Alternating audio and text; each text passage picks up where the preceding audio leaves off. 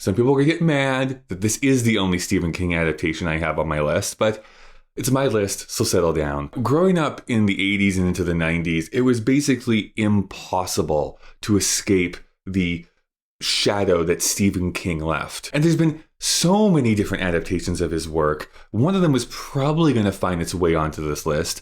And one has. We're going to talk today about Misery. By the way, my name is Kyle. I'm doing this project where I'm counting down my 40 favorite...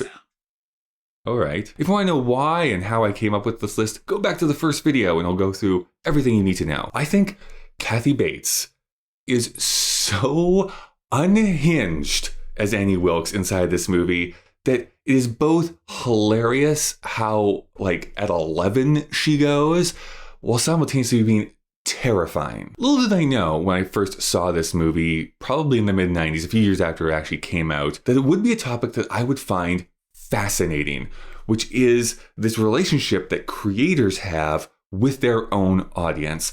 Stephen King was so massive that he knew, probably better than anyone, what it's like to have fans that think they have a relationship with you when they really don't. Just because you watch something that somebody does or read their work or consume their music, there is an easy way to think I could be friends with this person, or I could, have a relationship with this person. But that other person has just put something out into the world. They don't know who you are. There is a distance between the consumer and the person who is creating art. And so basically what Stephen King has done is construct the story of the ultimate horror from the creator's point of view is being caught up with the mega fan who ultimately thinks that they know better than you on how to create your stuff. I make jokes every so often about, oh look, it's a Stephen King story. Who's it star? An author? Surprise.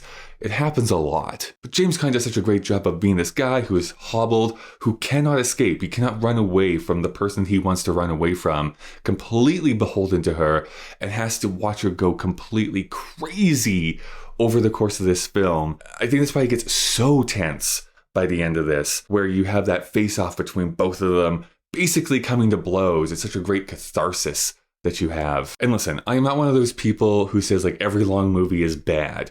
At the same time, I think every movie does need to justify how long it is running for. And this movie understands it needs to be lean, to the point, and then wrap things up. It is such a lean, tight film that I love watching because you're basically on this roller coaster ride from the very get-go right until the very end. How about you? What Stephen King adaptations would you put on your own list? What were your thoughts on this film? Let me know down in the comments below. Talking about long movies, that's what we get to talk about next time.